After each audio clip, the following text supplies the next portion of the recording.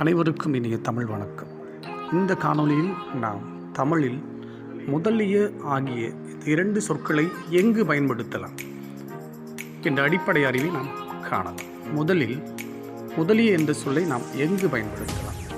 உதாரணமாக, தமிழ்நாட்டை சேர சோழ பாண்டியர் முதலான மன்னர்கள் ஆண்டனர். இப்போ தமிழகத்தை சேர சோழ பாண்டியர்கள் மட்டுமல்ல, இன்னும் நிறைய மன்னர்கள் ஆட்சி புரிந்தார்கள்.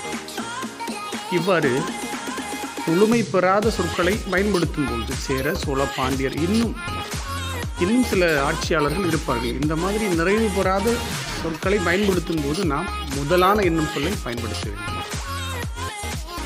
அடுத்தது, ஆகிய என்னும் சொல்லை எங்கு பயன்படுத்த வேண்டும்? உதாரணமாக, மா, பலா, வாழை ஆகியன முக்கணிகள். இந்த தொடரில் முக்கணி என்பது மா, பலா, வாழை. அவ்வளவுதான். இதற்கு மேலே வரக்கூடிய சொற்கள் வருவதற்கு வாய்ப்பில்லை.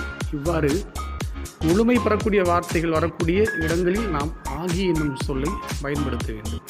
மா, பலா, வாழை, இதை தாண்டி சொற்கள் இல்லை. இவ்வாறு முழுமை பெறக்கூடிய தொடர்களில் நாம் ஆகிய என்னும் சொல்லை